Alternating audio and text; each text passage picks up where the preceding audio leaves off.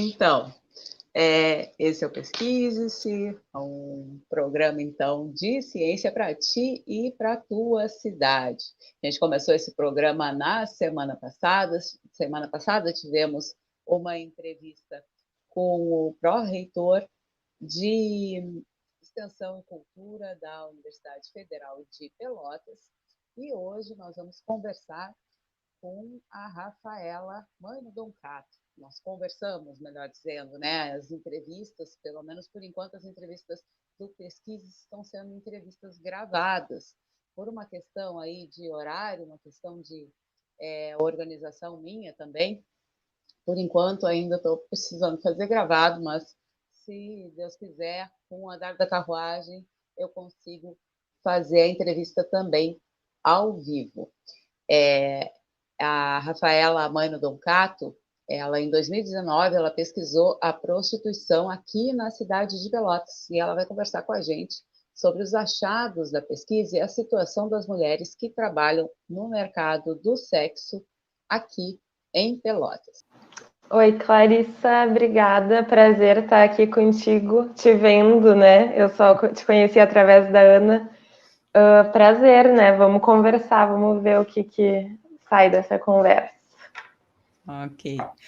O título da tua pesquisa é A Regulamentação Jurídica da Prostituição sob Olhares Feministas, uma análise do projeto de lei número 4.211 de 2012. Qual é a situação legal da prostituição no Brasil hoje, por favor? Então, o título, né, o projeto de lei que está no título do meu trabalho é um projeto de lei que se encontra arquivado. Ele foi inicialmente proposto pelo Jean Willis em 2012, se eu não me engano, tá? E desde lá ele foi arquivado, a primeira vez em 2015, em seguida foi desarquivado, e depois em 2019 foi arquivado de novo. Então, não é algo que esteja em pauta, né? Não é um assunto que esteja se falando sobre. Então, a situação legal da prostituição hoje no Brasil é um pouco complexa, um pouco complicada. Porque desde 2002 a prostituição é reconhecida como profissão, né? Ela está na lista de profissões da... Agora eu não sei ao certo a sigla da lista, se é OCB ou CBO, mas enfim, ela é reconhecida como profissão desde 2002, mas ao mesmo tempo que ela é reconhecida como profissão, ela é vinculada a muitas condutas criminais, né? Tem alguns crimes do Código Penal que estão relacionados com a prostituição.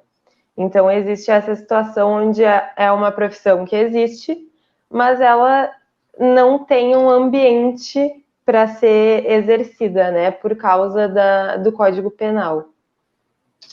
E esse PL, o que é que ele prevê, o que tem de diferente nele? O PL são 6 artigos. Eu queria ter ele aberto aqui agora. Mas, enfim, são 6 artigos que eles prevêem, por exemplo, a mudança desses artigos do Código Penal. Eles prevêem a mudança do conceito de exploração sexual, né? É uma regulamentação para que as mulheres, ou, enfim, as pessoas que quiserem exercer a prostituição consigam. Por exemplo, estipula que poderia existir uma casa de cafetinagem, que o cafetão poderia ficar com tantos % do lucro, né? Isso tudo em 6 artigos. E, enfim, que deveriam ser pessoas maiores, de idade. E é basicamente isso, assim, é um projeto de lei bem simples, né? São só 6 artigos, bem direto, assim. E ele muda mais o conceito da prostituição. E como é que foi? Ele chegou a ser discutido no Congresso? Não chegou? Há possibilidade disso ainda vir a acontecer? Qual é a avaliação política, vamos dizer assim, do encaminhamento dessa proposta? Sim. Lá em 2012, quando ele foi proposto pelo Jean Willis, teve bastante movimentação, né? Eles falaram muito sobre isso, o movimento das prostitutas também teve junto com o Jean Willis falando sobre isso, e naquela época teve um certo debate.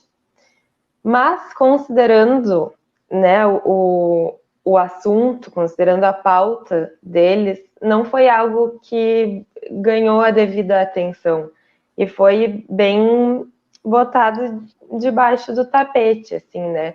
Tanto é que depois desse debate inicial houve uma diminuição, digamos assim, né, do interesse sobre o assunto. E em 2015, quando ele foi arquivado pela primeira vez, ele chegou a ser desarquivado um pouquinho em seguida, mas foram questões assim, nunca uma grande discussão, nunca se chegou perto de ter uma decisão sobre. E, na minha opinião, pelo menos nesse governo que a gente está agora, com certeza não vai ser uma prioridade, né? Não vai. Eu acho que ele vai seguir arquivado. Talvez ele pudesse voltar de uma forma diferente, uma abordagem diferente, mas eu acho que é uma conversa bem. Ainda precisa acontecer muita conversa antes de ter alguma decisão legislativa, sabe? Sim. Bom, no teu trabalho, tu destaca que as opiniões do movimento feminista são tão variadas quanto as opiniões sobre a prostituição. Quais são as polêmicas principais sobre este tema dentro do movimento? Então, eu vou só fazer um gancho aqui com o meu interesse pelo tema, né? Quando surgiu o meu interesse, porque eu, como mulher feminista, estava e estou sempre em contato, né, com pautas sobre o direito das mulheres. E quando eu via opiniões, quando lia artigos sobre essa temática, eu lia opiniões muito diversas, né? Que no caso são o feminismo liberal e o feminismo radical, que são as duas opiniões centrais, que são totalmente opostas sobre o tema. Eu lia um artigo a favor da regulamentação, eu pensava que era muito interessante, que aquilo podia fazer sentido. Eu li um artigo contra a regulamentação, eu pensava que aquilo era muito interessante, podia fazer sentido. Então, esse foi o meu interesse pelo assunto, de querer investigar isso a fundo e criar minha própria opinião, entender o que as pessoas estavam dizendo, o que as mulheres estavam dizendo, né? E aí, fiz a minha pesquisa e descobri que eu tenho um lado, né? Descobri que não faz nenhum sentido, pelo menos na minha visão, um desses lados. Enfim, né? Tudo a pesquisa nos esclarece muita coisa. E então, respondendo a tua pergunta, as duas correntes feministas que discutem isso primeiramente, a corrente feminista liberal, que é exatamente uma ideia liberal, né? Pensa na mulher como indivíduo. Então, fala muito sobre a liberdade da mulher de fazer o que ela quiser, ainda que isso seja usar o corpo dela como se fosse um objeto, como se fosse um produto do mercado, né? E entende que a prostituição é uma profissão como outra qualquer, que a mulher tem uma vontade, ela vai lá se prostituir, e que é um mal necessário. Eu li muito essas palavras em artigos, né? Um mal necessário. E daí, contrapondo esse pensamento, tem a corrente feminista radical, que são abolicionistas, né? Elas não concordam com a regulamentação da prostituição, tampouco com a existência da prostituição, né? Então, é uma coisa que questiona muito mais, que vê a mulher como coletivo, não como indivíduo, e questiona por que existe demanda pela prostituição, né? Porque será que essa vontade da mulher é realmente uma vontade? Ou dentro da sociedade patriarcal que a gente vive é uma vontade viciada? Né? O que leva uma mulher a fazer isso? E, enfim, os argumentos que costumam ser opostos entre o liberalismo, as feministas liberais, né, e as feministas radicais. Um lado parece se questionar muito mais os porquês, e o outro só dá a liberdade de ser. Mas tu fez essa escolha, né? O que eu acho muito importante, acho que é uma das coisas mais legais, assim, da pesquisa é a questão, talvez, dependendo de quem falar, né? Do meu ponto de vista, pelo menos, é a questão da escuta, né? E me parece que essa tua escolha, segundo a Ana Clara, e aí explicando aqui para os ouvintes, a Ana Clara Henning foi orientadora da Rafaela, e a Ana Clara Henning, como o próprio sobrenome diz, é minha parente, é minha irmã. Né? Foi assim que eu cheguei no nome da Rafaela. Então, nesse trabalho de escuta, né? Tu entrevistou essas prostitutas aqui em Pelotas. Como é que foi o processo de mapeamento dessas mulheres? Foi bem difícil, sabe? Porque elas são mulheres invisibilizadas. E daí isso se concretizou no momento que eu fui para campo procurar por elas. Elas não existiam. Elas não estavam ali. E a minha ideia inicial era falar com mulheres que se prostituem em diversos âmbitos, em diversos cenários, porque ao contrário do que a gente pensa, não existe um estereótipo da mulher prostituta. Elas são são diversos perfis, diversas idades, etnias, classes, sabe? E a minha ideia inicial era conseguir falar com tudo isso, né? Quando eu botei no papel aquela ideia utópica, assim, né? Mas depois a pesquisa foi se direcionando com a realidade, com o que eu consegui fazer. Então, eu acabei me direcionando, por causa dessa dificuldade de contato com elas, acabei me direcionando para um grupo bem específico de mulheres, que são mulheres que usam crack, né? Elas se prostituem para conseguir comprar o crack. Então, era uma realidade social bem vulnerável, né? Uma questão muito diferente de uma mulher que, por exemplo, faz programa para pagar a faculdade, né? São pessoas que não tinham nem o ensino fundamental completo. Então, eu tive alguns informantes, né? Foram 4 informantes, mas a pessoa que mais me direcionou, assim, que fez eu realmente ter contato com essas mulheres, foi uma assistente social, que ela faz parte de um programa, eu até não sei se hoje ainda existe esse programa, mas ela estava sempre em contato com essas mulheres, né? E ela me possibilitou, então, fez esse meio de campo. Até porque se eu chegasse diretamente para essas mulheres, talvez não fosse tão fácil, né? Elas já tinham um vínculo de confiança com essa assistente. E, enfim, elas aceitaram me ouvir por causa da assistente. Uma outra coisa que eu ia te perguntar é a questão das perguntas, né? Como é que tu construiu essas perguntas e como é que tu escolheu as questões? Porque eu acredito que tu construiu perguntas que tu acabou não usando, faz parte do processo da pesquisa, né? Então, sim, como é que foi isso, a construção e a seleção das perguntas? Tá, o meu TCC foi a minha primeira experiência na área da pesquisa, né? Hoje eu tô no mestrado também, ainda com a Ana Clara como minha orientadora, mas eu tinha um conhecimento muito menor, eu precisei sentar com a Ana e estudar sobre, né, como seria essa entrevista, qual abordagem seria feita. E eu lembro que foi algo que para mim foi bem, né, difícil, a gente precisava pensar sempre perguntas que não sejam tendenciosas, perguntas que deixem a pessoa à vontade para ela responder como quiser e se quiser. E então a gente fez um questionário pré-estabelecido, assim.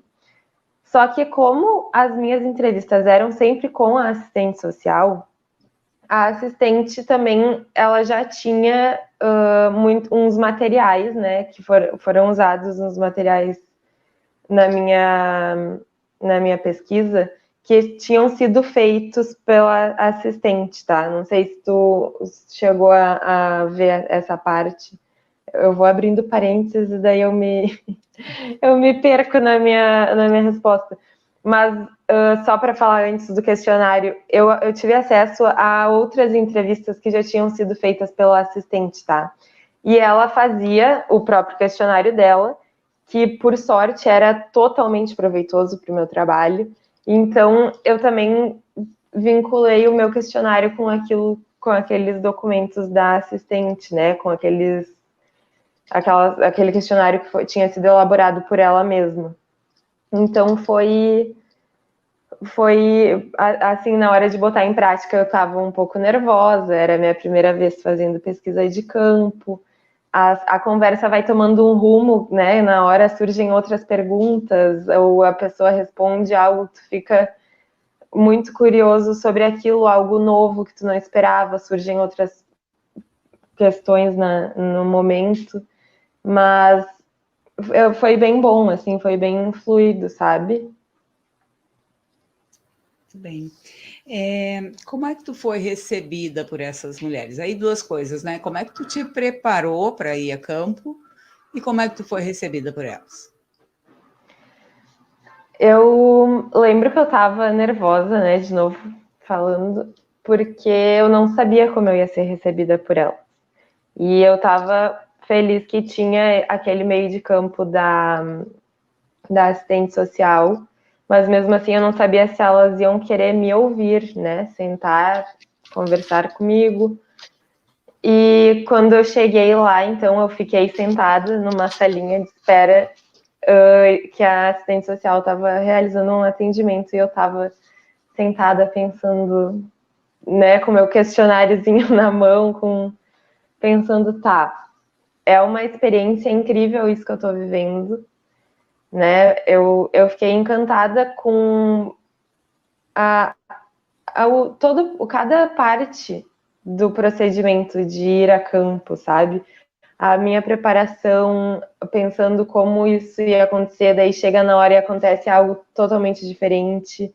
E as histórias que eu ouvia, era tudo sempre muito pesado, assim, né? Por causa da realidade dessas mulheres. E eu tava, então, nessa salinha esperando, e uma delas chegou e sentou do meu lado. A gente ainda não tinha conversado, ela não sabia quem eu era, né? Ela não sabia que era eu a pessoa que ela iria conversar. Então chega a assistente social e nos convida para entrar na sala dela. E essa primeira de todas, né? Ela ficou um pouco receosa. Ela rejeitou num primeiro momento esse convite, né? Essa ideia. Mas a assistente social foi conversando com ela, falou enfim, que era uma conversa normal, que ninguém ia estar ali julgando ela, sabe? Algo assim mais acolhedor mesmo. E aí ela começou a me contar coisas. Eu não cheguei a perguntar nada, ela começou a me contar. Ela virou para mim e começou a falar algumas coisas. Então, se procedeu com o resto da conversa, né? E aquilo foi muito impactante para mim, assim. Foi muito bom, né? E depois toda a conversa, tudo que ela me falou, da experiência dela, enfim, da família dela. Mostra. É interessante o quanto essa tua história também ilustra a necessidade que elas sentem de ser ouvidas, né? Sim, muito de ser acolhida, né? Sem um olhar criticando ou julgando. Eu só queria realmente ouvir elas, né? Saber a história que elas tinham para contar.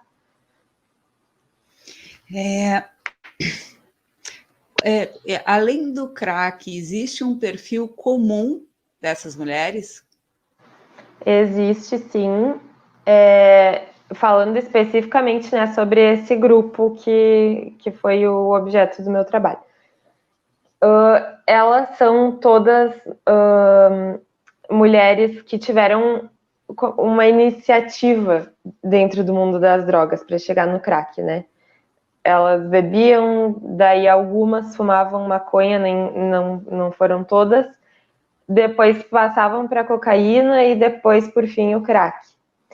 E todas elas seguem um padrão, assim, não só dessa jornada no mundo das drogas, né? Que geralmente é relacionada com um parceiro amoroso, né? Um companheiro, os relacionamentos afetivos delas, que são geralmente violentos. Então, assim, era um padrão nas histórias que eu ouvia, sabe? A família já tinha percorrido esse caminho que elas estavam percorrendo, não tinha o baixo nível de escolaridade, era, né, também parte desse padrão. A parte da familiar também, aquelas que tinham filhos, nenhuma tinha a guarda dos filhos. Então era né, uma grande complexidade, digamos assim, que era bem padronizado. E aí, essas pessoas que são usuárias de crack, elas têm geralmente um padrão também no estilo de vida delas, que é... Porque todas elas tinham casa, nenhuma morava na rua, tá? E daí a situação é a seguinte, elas se reúnem com amigos, com o grupo de pessoas que consomem a droga, e ficam determinados dias na rua, em construções, em hotéis abandonados, em qualquer lugar. Nesses momentos, elas fazem programa para conseguir dinheiro para estar usando a substância. E depois de um tempo, elas retornam para casa, então. Não ficam muitos dias, mas elas retornam para casa. Algumas moravam com os pais, outras com o marido, ou enfim. Mas todas elas tinham uma casa para retornar. E como é que é a relação delas com os familiares? E aí eu também já emendo a questão da relação com os amigos e conhecidos e o estigma da prostituição. Sim. São relações bem conturbadas, né, na família. São histórias, assim, muito... Para minha realidade, né, eram muito chocantes, assim, e todas eram mulheres muito fortes, apesar da gente pensar o oposto disso, né, mas elas eram mulheres muito fortes, guerreiras, elas falavam sobre querer mudar de vida, elas tinham plena consciência de como era a vida delas e das relações conturbadas que elas tinham. E isso foi uma das coisas mais enriquecedoras do trabalho, sabe? Pessoas conscientes do que estavam vivendo, com vontade de sair dali, mas obviamente precisa mais do que vontade, né, para essas pessoas conseguirem ter uma vida diferente. E principalmente o foco nos relacionamentos afetivos, assim. As famílias, apesar de serem relações conturbadas, são a base, né? Para qualquer pessoa de qualquer situação, a base é a família. Então, eu tinha filhos, perdi a guarda dos filhos, mas aí chegava em casa, o pai tinha sido preso, né? Já estava preso há um tempo, sabe? Sempre situações bem impactantes, assim. E aí as relações de amizade, eu lembro muito disso que elas falavam sobre querer mudar o ciclo, né? A família, a gente nasce numa família e aceita essa família. Eu lembro muito delas falando sobre isso, todas, né? Mas o ciclo de amizade seria algo que poderia ser mudado, mas que elas não conseguiam, porque era sempre com essas pessoas que elas usavam a substância. E uma coisa que me deixou bastante, assim, que foi muito representativa para mim, foi uma mulher que falou que todos os amigos dela eram homens, né? Nesses períodos que ela se dirigia para usar crack em algum lugar, todos eram homens, então eles podiam roubar, podiam traficar para conseguir dinheiro para o crack. Mas ela, como mulher, o papel dela era se prostituir. E eu entendo, né, que é uma realidade bastante violenta, mas as relações entre os sexos, né, as relações de gênero se dão da mesma forma, de maneira mais ou menos violenta, né, dependendo do contexto geral. Mas achei aquilo bem significativo, e daí dá para fazer um gancho com o que tu falasse sobre o estigma, né, porque ela o discurso dela era como se ela se botasse assim, eu sou a mulher, então esse é o meu papel dentro desse contexto que eu vivo, sabe? E, enfim, falando sobre o estigma social, essas mulheres, eu acho muito importante falar, né? Elas sofrem com a penalidade social por serem mulheres que são livres. Agora falando sobre a prostituição como um todo, né? Porque o sexo é um tabu na nossa sociedade. E ele tem que ser vinculado à maternidade. E, enfim, né? O prazer sexual é um grande tabu, o prazer sexual da mulher. Então, essas mulheres são vistas com olhos bem maldosos, bem preocupados, conservadores, né? Então elas sofrem muito com o estigma de viver aquilo. E aí, então, trazendo para a realidade desse grupo que eu consegui conversar, o estigma é ainda maior. Elas se sujeitam a coisas, né, piores.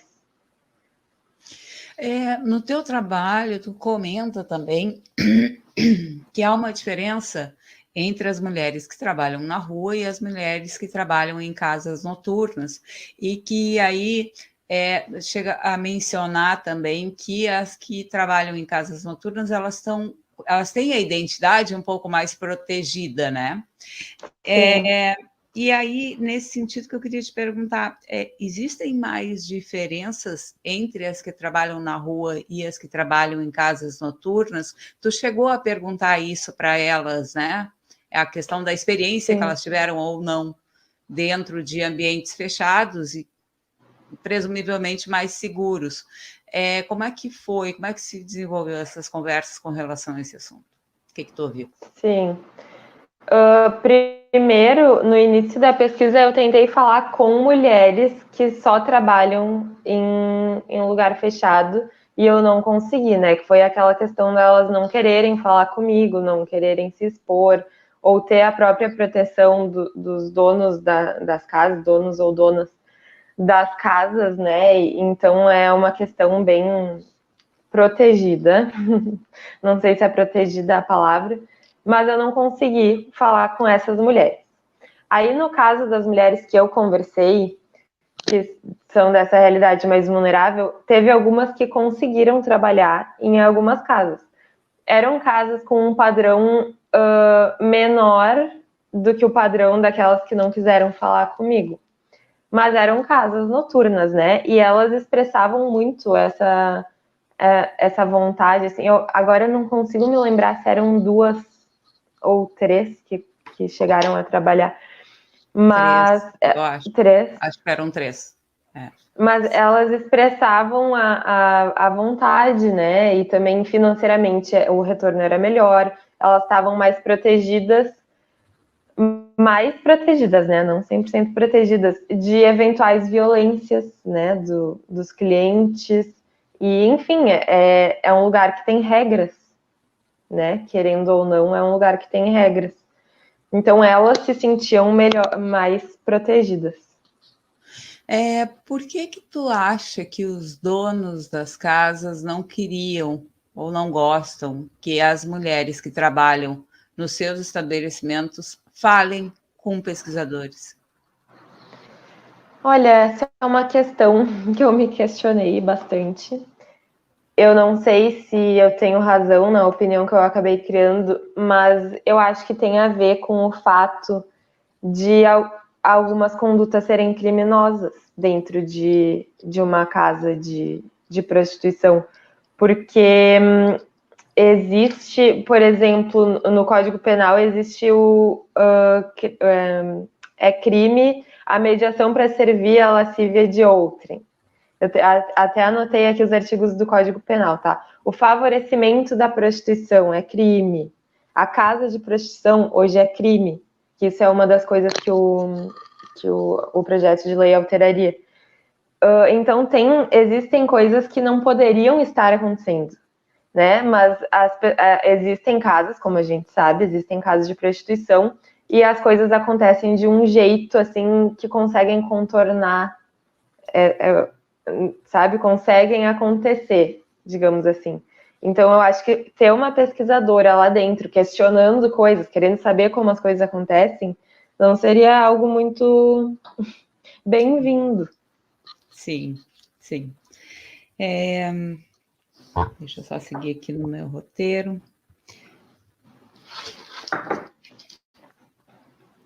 Outra coisa que tu diz no trabalho, e aí tu comentou também no início da entrevista, né, é a questão do uso do crack, ou seja, de que as drogas atravessam a vida dessas mulheres. Que relação tu faz com esse uso? Esse uso veio antes, veio depois? Ele tem relação com a escolha pela prostituição? Porque também aí tem um outro estigma, né? Que também a gente vê, eventualmente, o pessoal debatendo, e justamente se reflete nesses dois grupos, o feminismo que tu estava falando, de que há mulheres que escolhem ser prostitutas e há mulheres que não têm escolha, elas são, né, praticamente obrigadas a acabar nesse mercado. Mas eu queria te fazer, então, lembrando então desse detalhe, eu queria te fazer essa pergunta. Qual a relação entre as drogas e a prostituição, na tua avaliação? Sim, elas estão completamente vinculadas, né? Eu acho que a prostituição pode ser mais uma consequência da vida de usuárias de droga, no caso dessas mulheres que eu conversei, mas é uma relação bem cíclica, né? Porque nesse caso específico, elas se prostituem para conseguir adquirir as substâncias. Então, não é alguém que está fazendo o programa para conseguir ir ao supermercado, entende? Tá totalmente conectado. E eu acho que, então, por causa disso, a gente não pode falar que existe uma vontade de se prostituir, é uma vontade totalmente viciada. E por isso tão importante falar sobre o ponto de vista do feminismo radical, né, do abolicionismo. Porque como a gente vai dizer que essa mulher tem plena liberdade de escolha e que ela optou por se prostituir? Não tem como, né?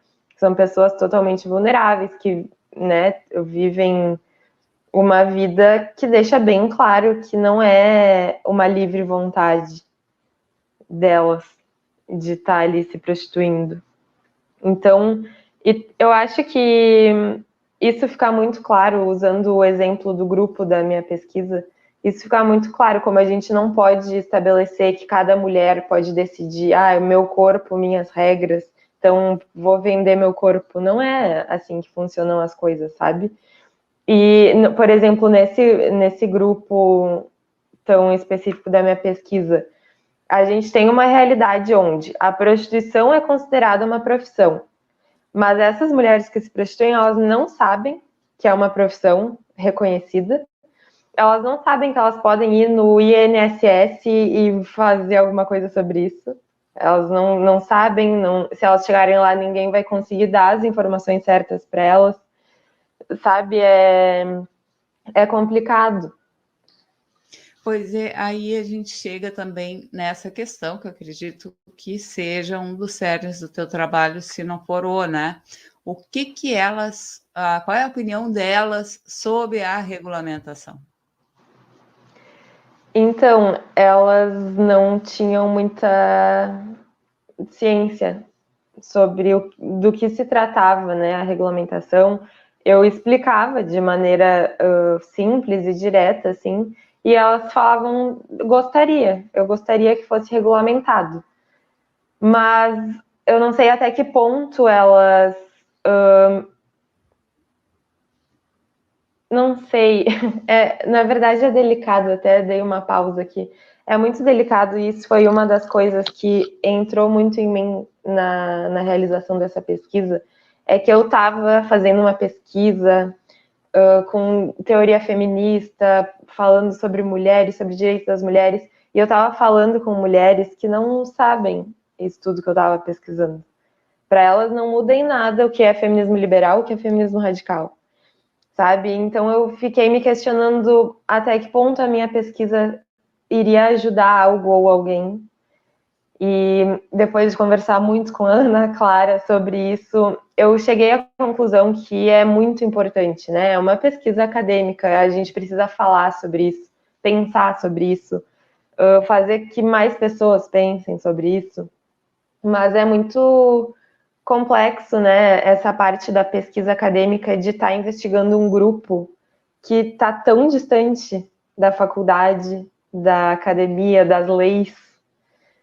E eu me perdi aqui na resposta da tua pergunta. Não, tu estava descrevendo como é que elas reagiram, né, com relação a essa que elas querem, que elas gostariam, mas sempre a maneira como tu fala parece assim que para elas é uma coisa inalcançável, que elas não sei, a impressão que me dá quando tu fala. Foi essa a impressão que tu teve? Eu acho que elas talvez não tenham total compreensão, elas pensam assim, tá, se isso acontecesse eu ia aceitar, mas, né, não é, amanhã isso vai acontecer, eu vou estar querendo, entendeu? E assim, quando se trata de mulheres que se prostituem e têm uma renda mais alta, têm um estilo de vida diferente, eu acho que essas mulheres talvez não iriam querer se declarar como prostitutas e, né, aceitar, por exemplo, assinar a carteira como prostitutas, aceitar as consequências da regulamentação. Então, isso é um ponto bem importante da gente se questionar. Quem gostaria da regulamentação e por quê? E daí já aproveitar para pensar qual é o papel do Estado dentro disso tudo. Porque a prostituição é reconhecida como profissão, mas o Código Penal criminaliza várias condutas relacionadas a ela. E aí? Qual é o papel do Estado nisso tudo? Qual é a atitude que ele vai fazer? Ele vai, então, regulamentar e ajudar essas mulheres a transformar isso numa profissão, ter renda? Ou ele vai não regulamentar, entender que talvez tenha questões mais complexas ali em volta e ajudar essas mulheres a saírem dessa vida, né? É um questionamento. Eu deixei passar uma pergunta que eu esqueci de perguntar antes. Me desculpa. Imagina. Existe um perfil das pessoas que procuram as mulheres que tu entrevistou? Existe homens. Esse é o perfil, homens. Porque o meu trabalho tratou especificamente sobre mulheres cis, né?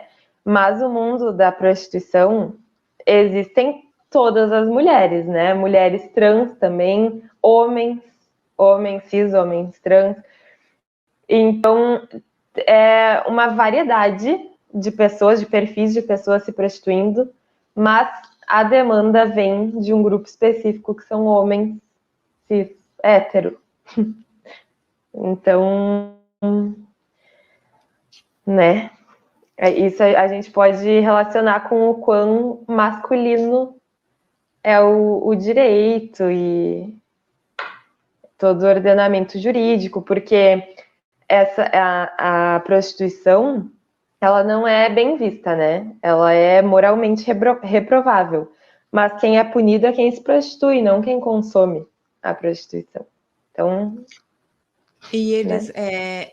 Elas relatam, eu imagino, violência com relação ao tratamento, né, dispensado pelos clientes a elas, né? O que tu ouviu? O que tu ouviu de histórias sobre isso? Um exemplo, assim, que tenha te marcado? Teve uma menina em específico que falou, inclusive ela era lésbica e ela estava grávida de um homem que ela tinha, ela não conhecia ele. E aí a gente entrou nesse assunto, né, sobre ela ser lésbica e ter uma companheira, mas apesar disso, por causa de N fatores da vida, ela fazia programa, né, e os clientes eram homens. E foi, né, esse ponto que a gente chegou. E uma experiência que ela teve era porque elas ficavam em determinada rua aqui na cidade de Pelotas, tá? Ela e as amigas dela, que eu não entrevistei as amigas. E passa os carros e o motorista fala, né, entra aí, eles vão para qualquer lugar, pode ser dentro do carro, pode ser em um hotel, pode ser no mato, em qualquer lugar. E ela entra, e ela me falou assim, eu entro no carro sem saber para onde eu vou ser levada. E se eu quiser ir embora, não tem, eu tô ali dentro do carro, né? E daí, uma das histórias era, agora eu não me recordo se era um caminhão, mas enfim, era um programa que ela fez de alguém que passou na rua, ela entrou dentro do carro e levou ela, assim, para um beco para o programa ser feito dentro do próprio carro. E depois o cara largou ela na rua. Ela não sabia direito onde ela estava, ela teve que voltar até em casa a pé, sozinha, de noite. E, enfim, são questões... Teve uma outra história de uma mulher que estava dentro de um hotel com um cara e ela falou que não queria mais, no momento. E essa, particularmente, ela estava sob o efeito do crack nesse momento. E ela falou que estava bem nervosa, assim, que quando ela usa a substância ela fica atordoada e que ela acaba aceitando qualquer coisa por qualquer valor.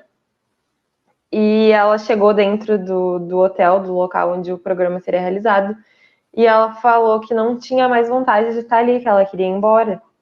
E o homem foi super violento com ela, fisicamente violento, mas ela conseguiu ir embora, né? Ele bateu nela, assim, mas ela conseguiu ir embora sem realizar o programa. Então, são questões muito importantes, são histórias importantes de ser ouvidas, porque qual é a vontade, a real vontade daquela mulher que está se prostituindo, né? Porque quando um homem paga para consumir aquilo, quais são os limites dele? O que ele acha que ele pode fazer com o corpo daquela mulher porque ele está pagando, sabe? É bem perigoso isso.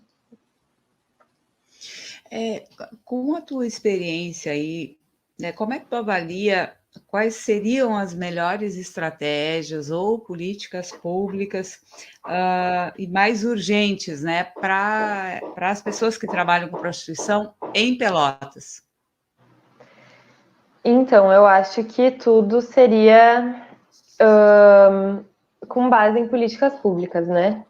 É muito complexo falar sobre uma resolução para esse assunto. Eu não acho que a resolução seja a regulamentação, eu com certeza não acho. Mas é uma profissão que, como todo mundo fala, né, a profissão mais antiga do mundo. É algo que está já estabelecido. E são muitas mulheres que vivem essa realidade. Então não seria nada do dia para noite, da noite para o dia, né? Nenhuma resolução fácil. Mas eu acho que o papel do Estado, né, aqui em Pelotas seria primeiramente identificar essas mulheres e começar a prestar alguns auxílios. Essas mulheres que eu conversei, elas precisam do básico. Se elas tivessem o básico, talvez elas não tivessem onde elas estão, sabe? E tudo com base em políticas públicas, incentivo. Isso falando sobre as mulheres de Pelotas mais vulneráveis, né? As mulheres que se prostituem e que são de uma classe mais elevada, eu não sei responder essa pergunta, talvez. Sim. Não sei. Mas falando sobre mulheres vulneráveis, elas precisam de auxílio, de acesso a diversas coisas que elas deveriam ter e não sabem, principalmente conhecimento, né? Sim. E agora, assim, para finalizar, queria que tu me dissesse uma fala ou uma cena que tenha particularmente te marcado ao falar com essas mulheres, ao desenvolver a tua pesquisa. O que mais me marcou de tudo foi um áudio que eu ouvi de naqueles documentos da assistente social, porque a assistente ela se dirigiu para uma das mulheres que ela acompanhava, né, que é uma das mulheres que fez parte da minha pesquisa, para informar sobre a guarda da criança, que ela tinha perdido a guarda da criança. E foi muito triste ver uma mãe ouvindo que tinha perdido a guarda da filha e sabendo que ela estava em uma nova família. Então era uma mistura de felicidade de saber que ela tinha sido acolhida e de tristeza de saber que ela não era mais dela, né? Biologicamente para sempre vai ser, mas ela não era mais dela. Ela dizia isso, que ela não é mais minha. E ela dizia, que nome que eles vão dar para ela? Eu posso ver ela? E ela chorava. E para mim esse dia foi o mais difícil de todos, assim. Terrível. Rafaela, então, antes de tu ir embora, eu vou te perguntar qual é a tua pesquisa agora no mestrado? Agora eu sigo com as teorias feministas, mas me direcionei para outro lado. Eu falo sobre acesso à justiça das mulheres através dos direitos políticos. E desenvolve um pouquinho só para eu compreender, me dá um resuminho. Tá, eu também estou desenvolvendo Claro. na escrita, então ainda não sei aonde vai chegar isso. Mas falar sobre o acesso à justiça das mulheres, ou seja, como as mulheres, eu acho que não vai ser direcionado para Pelotas, tá? Mas como as mulheres em determinado espaço no Brasil conseguem ter mais acesso aos seus direitos através da representatividade que elas têm dentro da política, né? Porque a representatividade política das mulheres é absurda, de baixa, né? E quando são mulheres brancas, e o Brasil não tem mulheres brancas, né? Eu me expressei mal, o Brasil tem mulheres brancas, mas não é isso que representa o Brasil, né? A gente vai questionar mulheres negras, mulheres indígenas, mulheres LGBTQIA+, né? Onde estão essas mulheres que elas não estão exercendo um papel de poder? Então, eu questiono sobre isso, pesquiso sobre isso e também comparo essa realidade com a realidade de outros países, que seria o México e a Argentina inicialmente, talvez o Chile. A gente ainda está vendo isso. Mas, enfim, outros países que também são colonizados, que também são latinos, mas que conseguem ter mulheres na política. Tu tá no segundo ano? Estou no segundo ano. Então tá. Mais adiante conversamos de novo. Muito Beleza. obrigada, Rafaela, pela tua participação aqui no programa. Obrigada, Clarissa. A gente conversou então com a advogada Rafaela Maino Doncato sobre a pesquisa que ela desenvolveu com prostitutas aqui em Pelotas e as diferentes abordagens do feminismo sobre a prostituição.